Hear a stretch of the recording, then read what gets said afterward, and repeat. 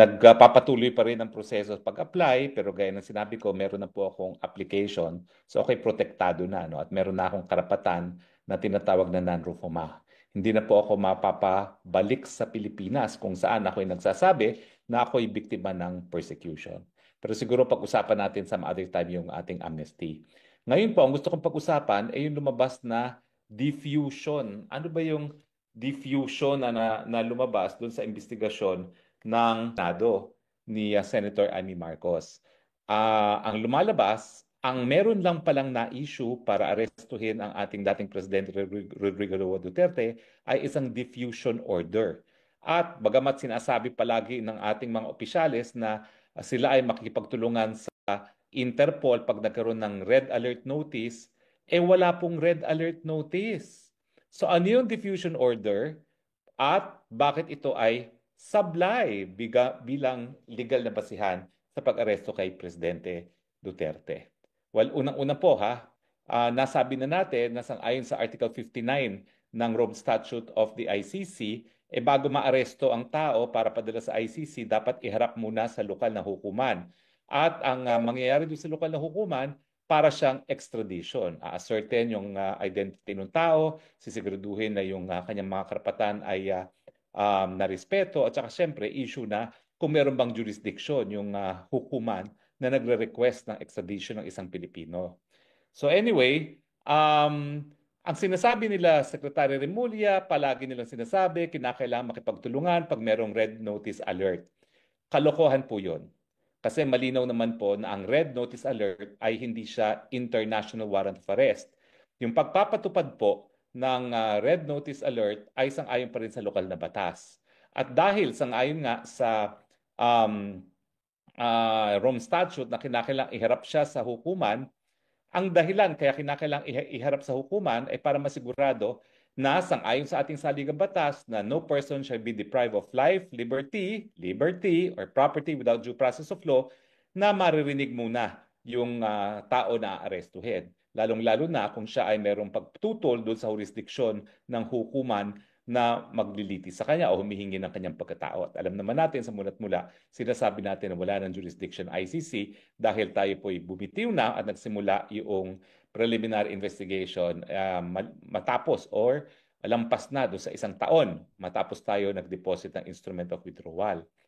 Ang nakapagtataka, bagamat paulit-ulit nilang sinasabi na tayo ay susunod at makikipag-cooperate para ipatupad ang red notice alert, wala palang red alert notice. Wala palang red alert notice. Now, ano ba pagkakaiba nitong sinasabi na red alert notice, no? At saka yung Interpol diffusion? Well, unang-una po, ang diffusion, bansa lang ang nagpapakalat niyan sa iba't ibang bansa. Ibig sabihin, nanggaling sa Pilipinas yung diffusion order. At yung diffusion order ay nakikiusap ang Pilipinas na arestuhin or at least i-facilitate yung pag-aresto para ma-extradite ang isang tao. Siguro kaya sila kumuha ng diffusion order, ang intensyon nila sa Hong Kong huhulihin. Pero kung ikaw ay merong diffusion notice, bakit mo na mapadadala sa sarili mo yan? Ikaw lang bilang isang bansa ang nakikiusap na kung mahahanap nyo itong taong ito sa jurisdiction ninyo, pakihuli lang at pakidala sa amin para siya ay ma-extradite. So malinaw po, hindi nanggaling mismo sa Interpol ang diffusion notice. Yan po ay nanggaling mismo sa gobyerno ng Pilipinas.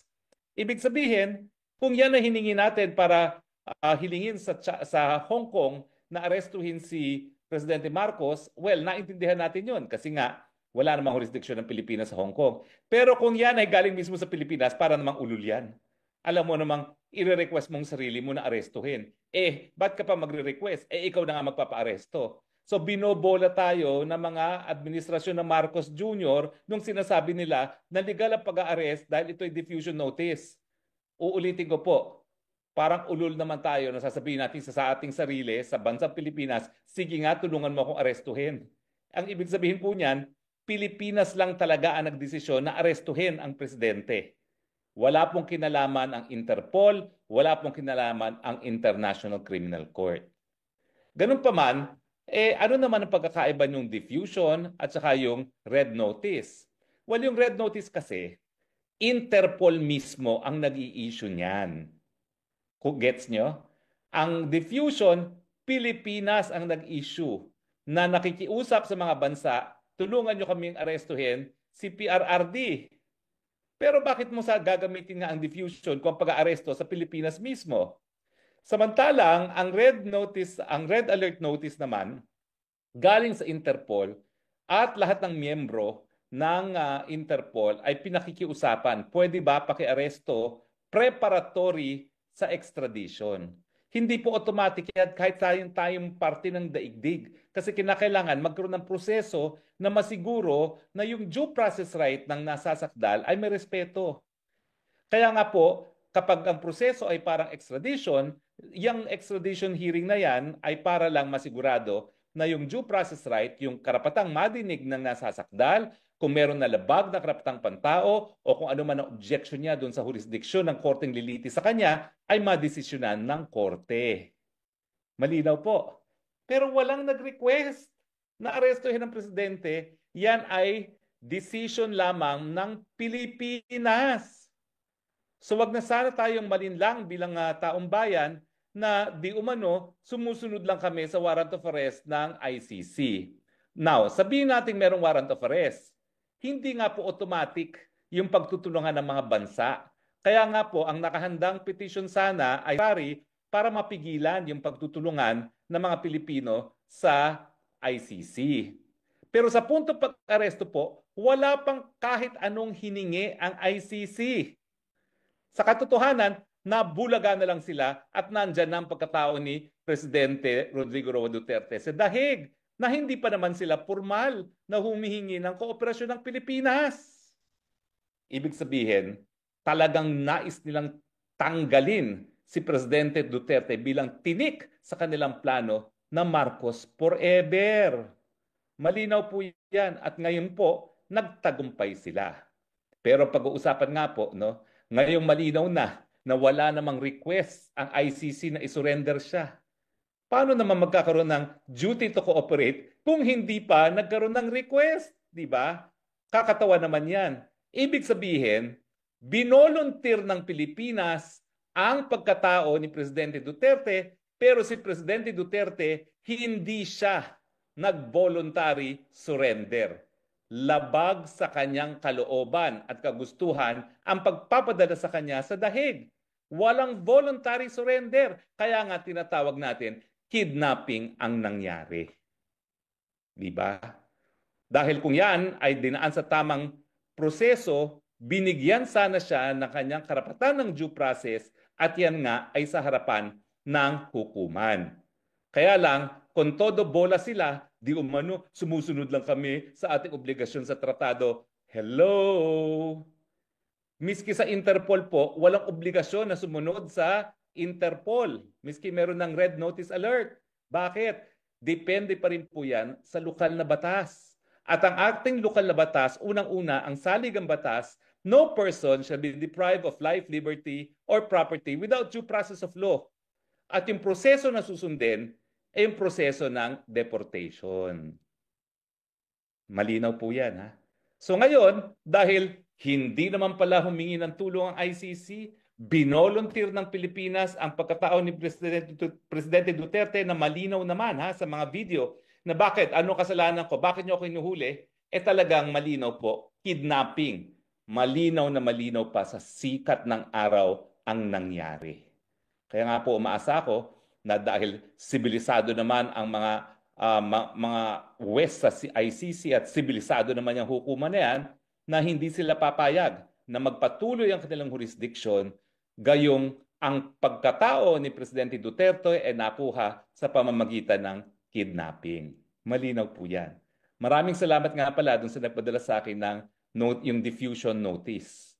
Parang telegram po yan. Pero nakakatawa nga, yung diffusion notice dapat pinapadala sa iba't ibang bansa. Hindi mo dapat padala sa sarili mo. Dahil ang requesting party, Pilipinas, ang ginawa niya, pinadala niya sa sarili niya. Pinatupad niya yung sarili niyang request sa kanyang sarili. Di ba nakakabuang yun? Hello talaga. Well anyway, darating na po ang takdang panahon at yan naman po ay mailalabas sa hukuman. O nga pala po, no, kami po ay in the process of filing a reply doon sa sagot ng OSG, hindi pala OSG, ng DOJ, doon sa hinain naming habeas corpus with certiorari and TRO na ang aming naging kliyente ay si Congressman Pulong. In any case, bawal naman ako magkomento sa merito dyan. Sinasabi lang namin na mali yung pagkakahuli dahil nga po walang legal na visa ang warrant of arrest na in-issue ng ICC. Pero hindi pa namin alam ng mga panahon na yon na niwala palang request ng ICC na isurrender ang pagkatao ni Presidente Duterte. Kaya naman nagkaroon ng certiorari kasi nga kung sila ay makipagtulungan, yan ay magiging grave abuse of discretion dahil walang basihan talaga para tayo makipagtulungan dahil tayo po nga ay nagbitiw na sa pagiging miyembro ng ICC. Pero yan naman po ay statement of fact lang. Hindi na po ako magsasabi kung tama ako may mali dahil yan naman po ay nakabinbin na sa hukuman.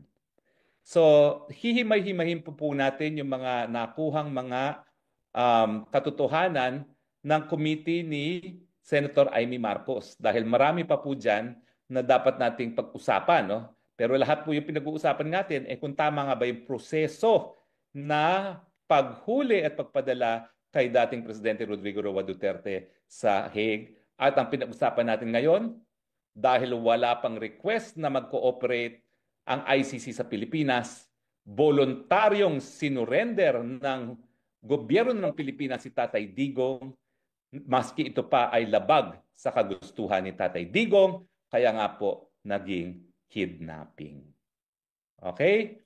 Well, anyway, siguro naman alam niyo ng elemento ng kidnapping, no? Pero para malinaw, sasabihin ko na rin po sa inyo kung anong elemento ng kidnapping. Memoryado ko naman po yan dahil ngayon meron akong dalawang linilitis na kidnapping, no? Siyempre, ang kidnapping ay defined as, unang-una, yung deprivation of liberty ng isang tao. Nakita naman po natin na talagang pinagbawal na si Presidente Duterte na makalabas pa ng eroplano, dinala siya doon sa Villamor at hindi na siya pinayagang umalis doon. At sapilitan na isinakay sa eroplano at dinala sa The Hague. Okay? So, malino po na sakop talaga ng elemento ng kidnapping yung nangyari kay Presidente Rodrigo Roa Duterte. Merong unlawful taking or detention, merong use of force, threat, and intimidation. Sabi nga dun sa hearing, 7,000 policemen. Lack of consent, dahil paulit-ulit po na tumututol si Tatay Digong, at saka yung pag-alis nga, sapilitang isinakay sa eroplano at dinala sa The Hague. Lahat po ng nagkaroon ng partisipasyon dyan sa pangyayaring yan, lahat po kayo liable sa kidnapping. So actually, pero tsaka na natin gawin muna yan. Ang importante, maibalik muna si Tatay Digong. Sana po tayo ay nakatulong sa pagkakaroon ng karagdagang kaalaman dito sa mga pangyayari dito kay Presidente Duterte. At dahil pinag-uusapan nga natin itong issue to, nagkaroon na rin kayo ng karagdagang kaalaman tungkol sa batas. Maraming salamat po sa inyong patuloy na pagtangkilik. Ito po ang inyong spokes ng bayan, Harry Roque, nagsasabi, I love you, Philippines. You're the only country I have. You're the only country that I love. God bless the Philippines at huwag niyo po kakalimutan, Gabay Party List 139 sa balota.